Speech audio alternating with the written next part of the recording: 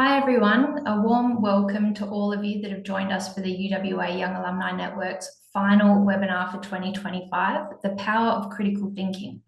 My name is Rhiannon Compton and I'm thrilled to be your host today. I'm here on behalf of the University of Western Australia and in my role as chair of the UWA Young Alumni Network, a community I've been proud to be a part of since 2018.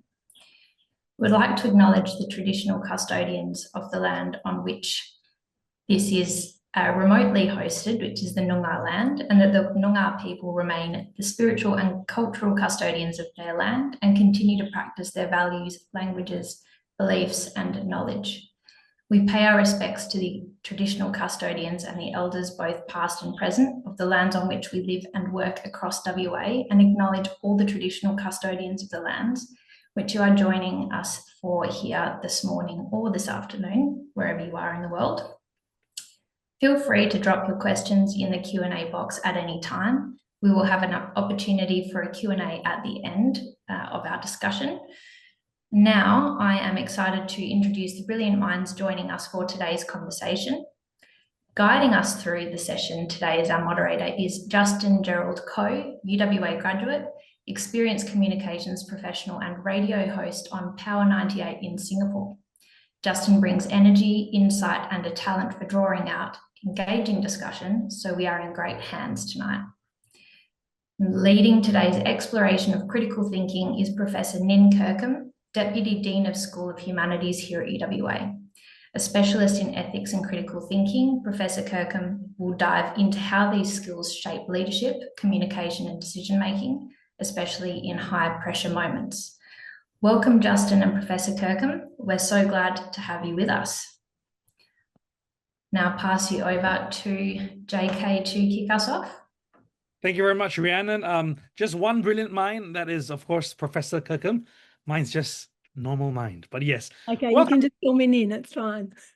So thank you so much for joining us tonight. It's going to be quick so you can have your dinner. But before that, can we have a quick introduction? Professor Nin Kirkham, tell us about yourself and what you do. Are you in the school now? I'm in the school now. I'm in my office right this second. Yeah. Nice. So I'm an academic here in the School of Humanities. I work in the area of philosophy and I teach critical thinking and I teach ethics quite a bit and logic and have done for years. My research is kind of in ethics of technology, environment and so forth. Yeah. So today we're diving into the world of critical thinking. But before we do that, can you explain to us what exactly is critical thinking? Okay, so I don't have an exact answer, but I'll give you a kind of set of answers. So there's a way I could answer that on two levels. Generally, when we talk about critical thinking, we're just really talking about an approach to reasoning. So disciplined, reflective thinking that has a purpose. Okay, so the generalized ability to kind of evaluate information, to evaluate arguments, to look at assumptions with care and structure before you draw your conclusion. So that's the kind of skill that most people are looking for. What I teach, in a full semester unit at UWA under the guise of Introduction to Critical Thinking is a much more structured approach to doing that. So if you think about the way that we come to have beliefs and we come to make decisions about action, there's lots of ways we can do that. But one way is by providing reasons and receiving reasons, like being convinced of things. We form our beliefs, we decide what to do. So I teach people a much more structured way of analysing the arguments that we give each other for why we should believe such, certain things and why we should act in certain ways. And I teach, people about, fallacies of reasoning and things that prevent, good arguments and so on and so forth. So that's kind of what critical thinking is generally. Why is it important? Because we're human and we don't know everything and we need to make decisions. And often we need to make those decisions in situations where we don't have complete information. So we have to kind of gather the best information we can get and be good at assessing what's important, what's relevant, and what things follow from what constitute reasons for certain kinds of conclusions or decisions. That's why it's important. Just to touch on that and to elaborate, how does critical thinking differ from being intelligent or opinionated? Yeah, good question, JK. Oh, I So, didn't write it. No, I didn't write it. Yeah, not your question. someone wrote it right here. But yes. Beautiful. Well, it is a good question anyway, whoever wrote it. So, I mean, being intelligent, let's define that. That's something like, you know, your cognitive horsepower or something like that, how quickly you can process information or solve problems or do maths, you know, equations or something like that. And often intelligence can be kind of quite domain specific. So someone might have an intelligence, you know, for a certain kind, aptitude for a certain kind of activity. Critical thinking is not so much about the speed with which you address issues. It's about how you process the information that you have, the quality of your reasoning, not just the speed. So you can be really intelligent, but still kind of jump to conclusions or overlook key pieces of evidence or be swayed by emotions and so on. Being opinionated, well, that's, you know, when you call someone opinionated, what do you mean? You mean, you know, they're really willing to take a stance or tell you what they think, which is sometimes good. But critical thing, like having the capacity for critical thinking, means you can explain to someone else why you have that opinion, why, you know, why it's a good opinion to have, what evidence would support it, what would make you change your mind, you know, what kind of new information would make you change your mind about it. So critical thinking's, unlike being opinionated, is more like a humility thing. It's knowing what your views are, but being willing to test them and accept that sometimes you might have got the wrong conclusion. Correct me if I'm wrong. It's also like analyzing it from every angle and understanding what other people are, you know, feeling. Yeah, that's exactly right. Yeah. Right. I'm on the path to be a critical thinker. The next topic is common barriers to critical thinking. So perhaps, oh, by the way, if you're watching right now, no matter where you are from around the world, I'm in Singapore, Professor is in Australia. You can type in your comments or your questions inside the chat box. If any questions, do that for us. All right, so the next area is common barriers to critical thinking. Can you share with us what are some common misconceptions people may have about critical? Sure. About critical thinking. So one of the things that I think a lot of people think about critical thinking is it's kind of just like an argumentativeness and a kind of opinionatedness. So it's about kind of picking holes in other people's arguments. But it's not that. It's about building better arguments and helping people come to conclusions that are more strongly supported by the evidence, by the facts, and by the structures of the argument. So not just challenging weak arguments, but building stronger ones. Maybe another misconception is it's like something that only academics do. And, you know, when we were chatting earlier, you were like, what is this academic? What is this critical thinking? You know, this academic conversation, but it's not that. It's something we all do all the time. You know, more or less well. Some days we're better at it than others.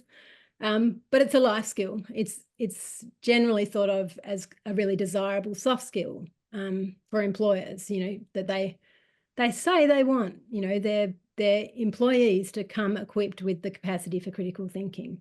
So yeah, the misconception is probably the biggest one, is that it's argumentativeness rather than a kind of structured approach to making sure that the conclusions that we come to are the ones that are well evidenced.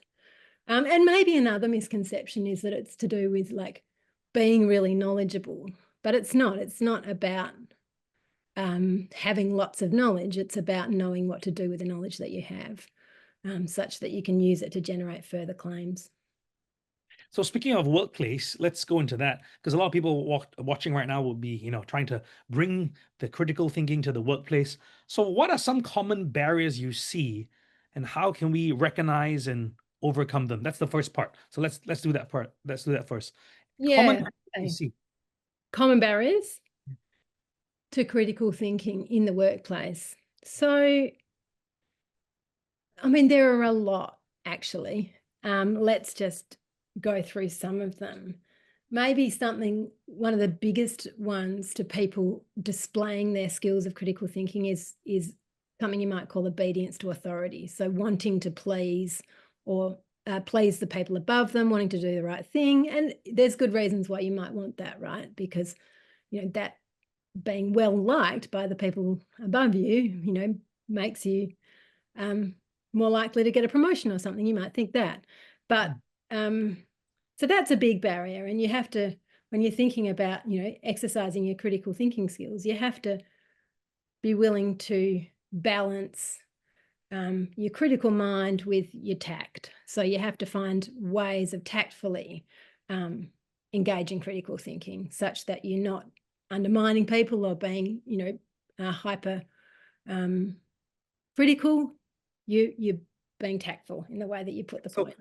Let's build on that, because that's the second part of the question. So let's imagine we're in a meeting now. We need to respectfully challenge ideas without stepping on toes. Yeah. With critically thinking, you want to challenge this idea. So besides being tactful, any other tips? Well, I mean, being tactful is a great tip, but it doesn't have a lot of content, does it? I mean, one thing you can do is kind of play the devil's advocate, but do so in a way that it's not you putting forward the view. It's you saying, well, how about we as a group, you know, test our conclusions? Why don't we look at it, you know, from a different perspective? You know, have we thought about this possible outcome? What would things look like, you know, if that was likely? So you can do some kind of scenario examination that doesn't go to tie you to the particular conclusions that you want to put forward or you think are the right ones, but then it helps to kind of guide other people to seeing the things that you're seeing. So as a group. All right. So, okay, this question, once again, I did not write this, so I need some clarity from Professor. So how can young professionals push back against decision fatigue or authority bias without risking their credibility? So I need some clarity first. What is decision fatigue and what is authority bias? Okay, so we'll start with authority bias, because I think I basically just explained that before, like the idea that that you should say the sorts of things that please authorities, and also that you should defer to authorities or the people above you as kind of being more likely to know the right answer or make the right decision. And look, sometimes people in positions of authority do have more experience and have more knowledge. So there's, you know, there's a requirement for respect there, but there is a sense in which people feel that, you know, those above them know more. So I mean, like I think I explained what you can do to kind of counteract that. But decision fatigue, I mean, my understanding is that, I mean, these are psychological concepts, and I'm a philosopher, so Whoa. yeah, we've got to have that division of labor. So decision fatigue is really just the idea that people in workplaces and indeed in life in general are constantly beset by the need to make so many decisions upon decisions, that there becomes this kind of ennui or boredom about it or fatigue about it, that they just can't kind of face making another decision. They want to kind of take the easy way out in making decisions, rather than taking the time and effort to make sure that, you know, they come to the right conclusion. Does that answer the question? I hope so. I think someone switched off the lights in the office. I know they did. It's automatic. So okay. We don't want to use too much. We can still see you. All right, so let's move on to the next part, which is tools and techniques to apply critical thinking. If you're watching wherever you are, this is the most important part of the webinar. So, Professor, what practical tools or habits can we build into day-to-day to make sure we are, you know, incorporating critical thinking into our practice? How can we use critical thinking to cut through noise, bias, misinformation, especially online or in the workplace? So this is where we build. Yeah, good. It's a good question. So there's probably lots of answers I could give. I'll start with a couple and we'll see how we go. So one of the biggest things I think you can do to practice critical thinking on yourself and on other people is to not look to confirm your views, but look to test them against you know, likely objections, right? So that we have this, you know, well-known psychological tendency that they call confirmation bias, to kind of look for evidence that supports what we already think. And it's really hard to not do that. But if you can kind of get into the habit, it requires effort to, instead of doing that, to actually look for disconfirmatory evidence rather than the reverse. So to always test your hypotheses, test your conclusions, test your decisions in that way rather than confirm them. That's a really important skill to develop. Another important skill to develop, I think, with respect to critical thinking, and this is maybe not just for the workplace, but for day-to-day life, is it's not so much a skill, it's a habit of mind, I guess, or maybe you call it a virtue, is to practice charity. So when you're interacting with charity, yeah, that's right.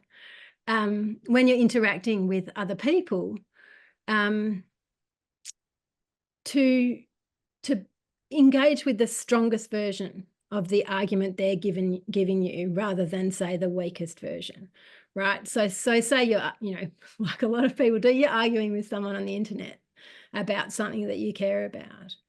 The tendency that we often have is to interact with that person as if they were kind of mad, bad, and stupid, right? That they, they have a different view from you. So you think that they must be wrong. You think that they must be crazy. You think that they must have missed something.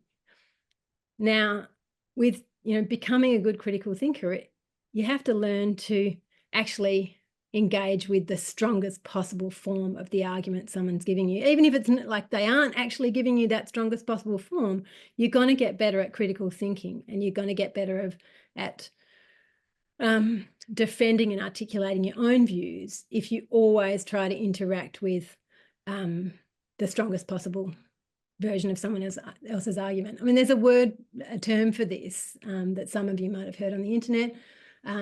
The not doing it is called straw manning someone's argument. So building a straw man and then trying to knock that down, which is easy. And exercising charity is sometimes called steel manning. So making the strongest possible version of someone's argument and interacting with that version. Is that a easy term? That's a quite common term. Wow, nice. Okay, I learned something new today. Actually, I learned a lot of things today. So we're here for the home stretch. How can critical thinking help with career success and leadership? So I've got a question for you, Professor. For early career professionals stepping into leadership roles, how can critical thinking help them with building trust, making decisions, and communicating with clarity? This is important, man. Like communicating. Yeah, no, good question. So I think probably if you're thinking about leadership and critical thinking, good leaders who think critically don't just kind of make better decisions. Thinking critically ideally leads you to make better decisions.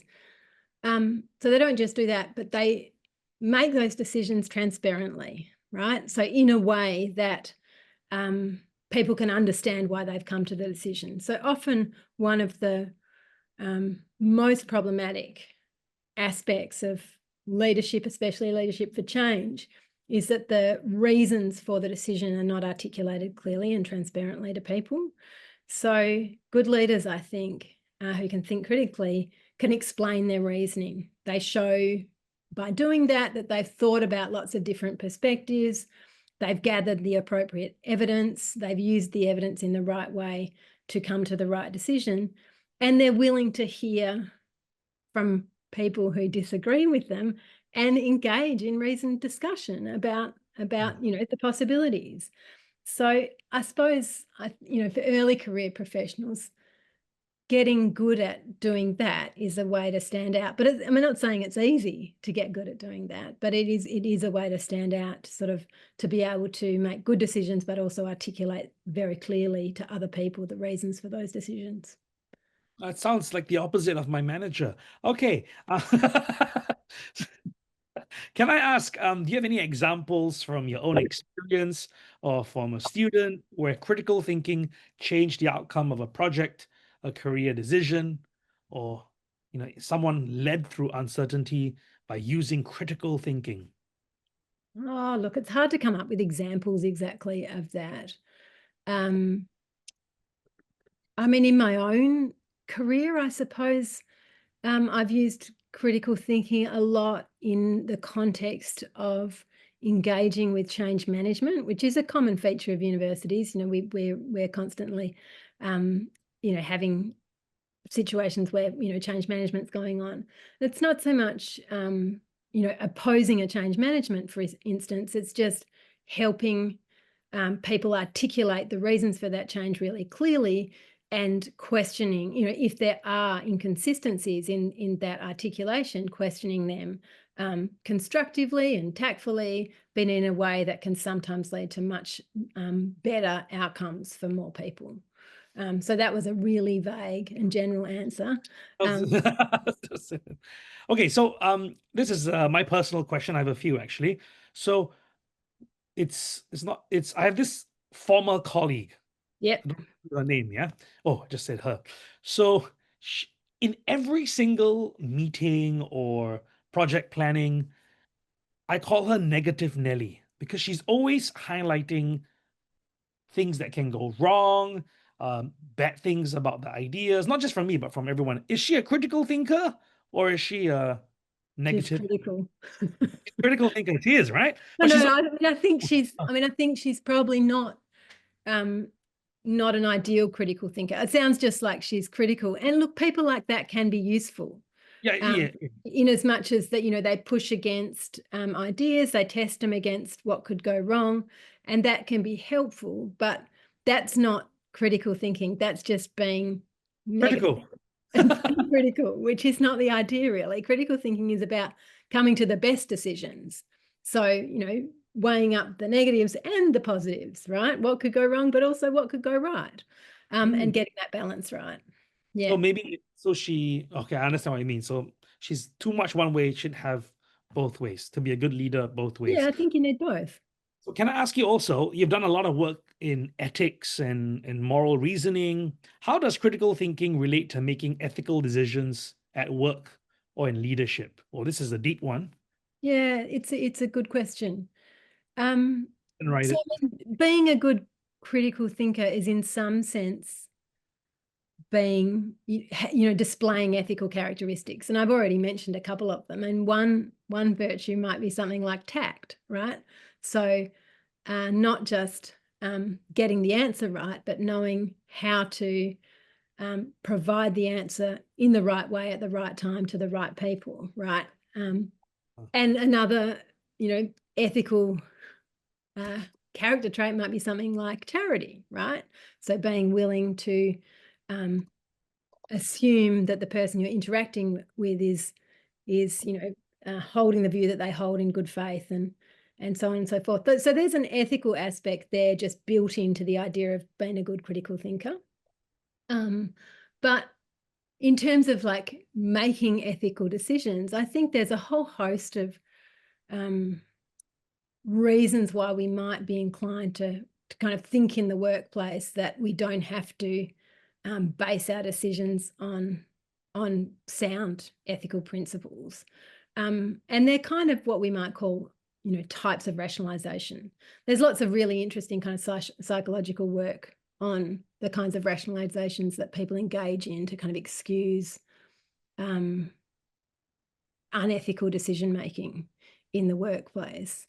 So I think that's where critical thinking and ethics come together, is in kind of pushing back against the kinds of rationalizations that people will put forward. And again, doing so in a tactful and carefully targeted way, such that you bring people to make better ethical decisions. You don't just kind of stamp your feet and say you're being bad. You have to kind of convince people that the right thing to do is also the sensible thing to do. Very nice. Thank you. This is important for me personally, Professor, because I'm always on TikTok, brain rot, they call it. I'm never on TikTok. Yeah. What was that? Tong tong tong sahur. Some of you might get that. How do you personally keep your own thinking sharp? Because you are so sharp, right? Are there any books, thinkers, practices you recommend? to keep my thinking sharp so that I can be a critical thinker? Yeah, look, I mean, there's no magic bullet for critical thinking. How do I keep my thinking sharp? I don't spend a lot of time on TikTok, or any other brain rot things. I don't watch a lot of reels. I read long form, often books, and I read widely. And when I read, I practice critical thinking. So I think, well, what's this person trying to convince me of? And have they given me good reasons for thinking that what they want to convince me of is actually true? So that's always at the front of my mind. So that may be not the lifestyle you want to adopt, but that's the one I go for. Well, that's good. That's good. I mean, today we've learned a lot. I think I can use some of the skills to be a critical thinker and win arguments with my wife. Good. I'm glad that at least I've given you that much. I think we are going to be moving on to Q&A. Remember, you can type it in the chat box, any question and answer you like from Professor Nin Kirkham. We're going to start right now. Thank you very much. I think this is anonymous, which is, oh, hang on, we got it right here. Okay, so, separately on philosophical versus a practical basis, is ignorance bliss? Yeah, good. That's an age-old philosophical question, actually, that one. Would you rather be a Socrates or a pig happy? I mean, I don't think, I mean, I can only give my opinion. I don't think ignorance is bliss. I wouldn't have pursued the career I have if I did think that. But I can understand why someone might. Yeah. Okay, thank you. Next question from Fiona Fraser. Nin, or Professor Nin, is there a link you have found with critical thinking research, the idea of vulnerability, and am I pronouncing this correctly, Breen Brown's work? I have no idea about Breen Brown's work. It's not in my area, so I'm probably not the best person to ask that question or answer that question. But how about critical thinking research and the idea of vulnerability? Is there a link or? Yeah, look, I'm not sure what the idea of vulnerability is exactly in the context of critical thinking. I'd have to think about that before I gave a We'll drop her email and we'll dive into that. Yeah, drop me an email and I'll think about it. Question 3. I love this question from Anonymous. How would you suggest encouraging critical thinking in others? Yeah. As if you manage a team of people in the workplace, is there like a way to model the best strategy, such as being transparent with your own thinking? Or are there any other impactful strategies to get your team to be critical thinkers? That's a great question. It is a really good question, and it just shows a really good approach. So, I mean, my tendency is, and this is more broad than critical thinking, I suppose, in life, is that the best way to get anyone to do anything is modeling, right? Sort of carrots and sticks can be useful in various ways, but if you really want to get people to do something, you need to show them how to do it. So that's probably, for my money, the most impactful strategy is being transparent in your own thinking, modeling critical thinking, and I suppose in like creating workplaces and kind of meeting the meeting culture of your workplace, such that people feel that they can think critically, that they can be a dissenting voice where they think it's necessary, or they can put forward a different kind of view from the one that's being agreed on, and so forth. And I mean, that's really difficult because sometimes you want to make quick decisions and not spend too much time on it. But sometimes a bit of extra time, stitching time saves 9, I think, is the. Oh, that's a classic line I've not heard in a while. So be the leader you want to be. Is that, yeah. So I mean, sure, yeah, that's a way to put it. Yeah. Another question here, this one from Anonymous. Do you think critical thinking is something we can train, or is it a personality trait? Yeah, it's a good question. I think you can train it to some extent. I think some people have more of a natural aptitude towards critical thinking than others. I think some people tend to prefer, as a matter of personality or character trait, they tend to prefer more black and white answers, and critical thinking tends to be a way of dealing with knowledge and decision making that does a lot in the grey area, right? That it doesn't jump to black and white conclusions. And so for some people that can be quite unsettling and anxiety inducing. So I think you can create situations where that's more comfortable, but for some people it is quite threatening, right? Critical thinking. So you can train it, but definitely it's easier for some than others. Go to EWA and take Introduction to Critical Thinking. Well, I mean, yeah, some people who have done that unit do think it was a worthwhile thing to do. All right, next one, also from Anonymous.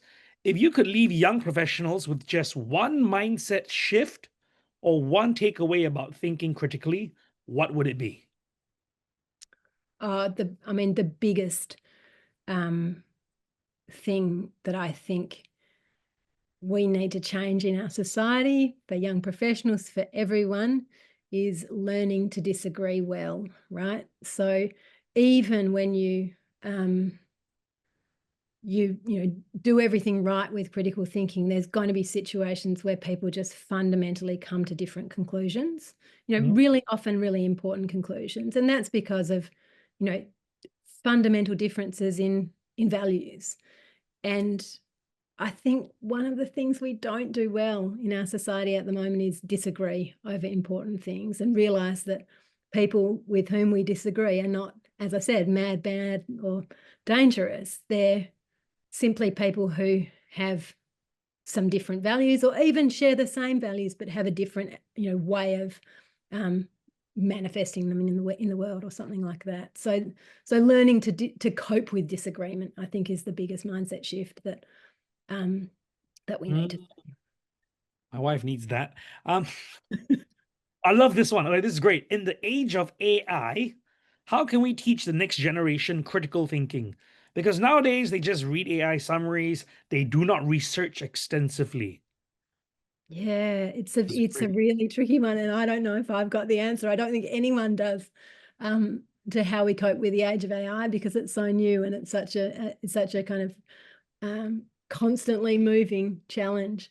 I mean, and I think actually critical thinking skills are going to be really, really important, more important than ever in the age of AI, because people won't be writing anymore because AI does that for you, but they will have to read what the AI writes and apply critical thinking to assess whether they're willing to put their name on it or send it out as their work or something approaching their work.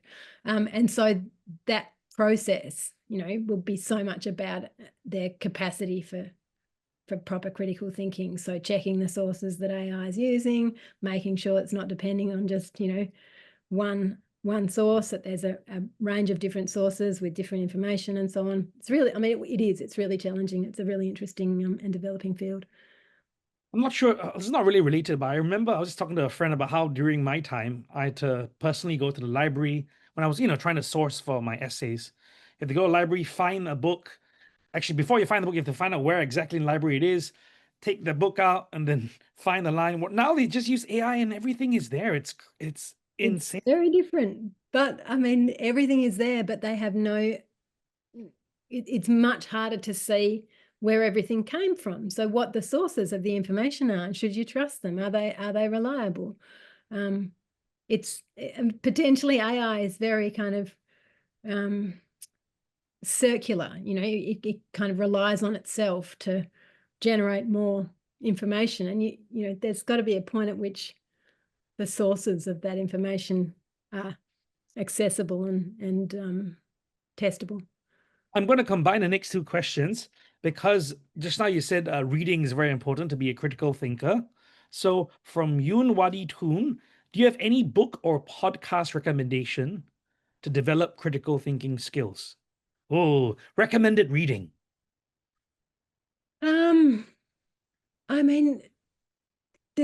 There's a lot of different books that talk about aspects of critical thinking. One that I really like, and this is probably one for much more that speaks to the question of workplaces and trying to do what's right. It's a book called Giving Voice to Values. Giving voice to values. Okay, nice. Yeah, and it's about the kind of challenges that we face in the workplace when we want to, we kind of know that we disagree with a decision that's been made and we think doesn't align with the values of the company or our own values, and we want to kind of speak up and say, you know, what's right and what prevents us from doing that and how we can overcome the kind of barriers. So it's a really practical book about basically speaking up in the workplace and when to, how to do it. It's great. Which is related to our penultimate question. This is a great question, which is related to what you just said.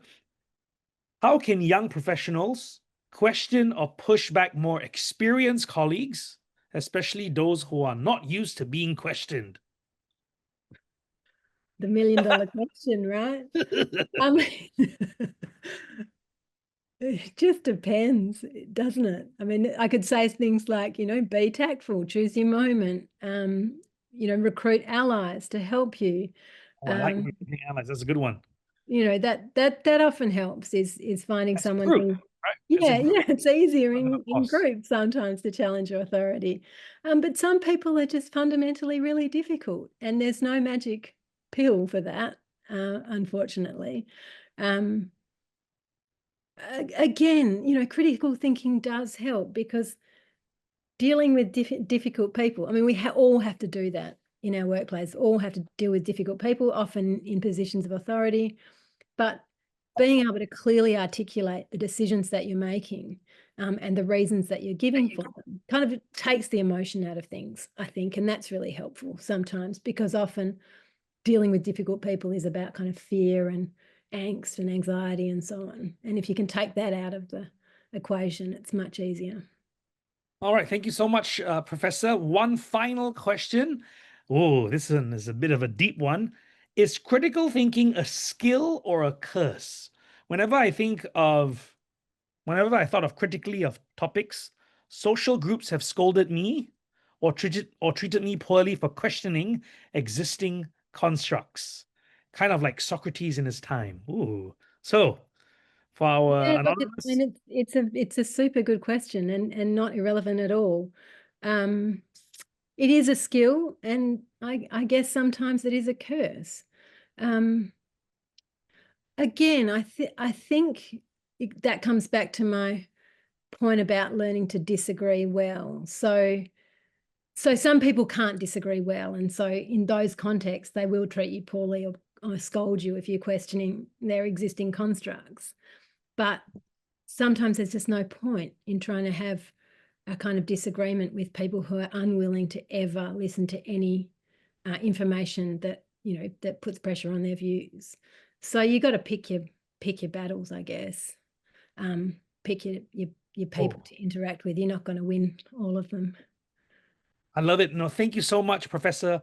Although a lot of what you said applies to the workplace, also applies to my marriage. So you have been an amazing, amazing help. Can you share with us before things up, where can we find you? Is it an email or, you know, can we go to your office? Yeah, you can find me in my office at UWA, and you can find me by email, which is just my name with a full stop between the first, you know, my first name and second name. So nin.kirkham@uwa.edu.au.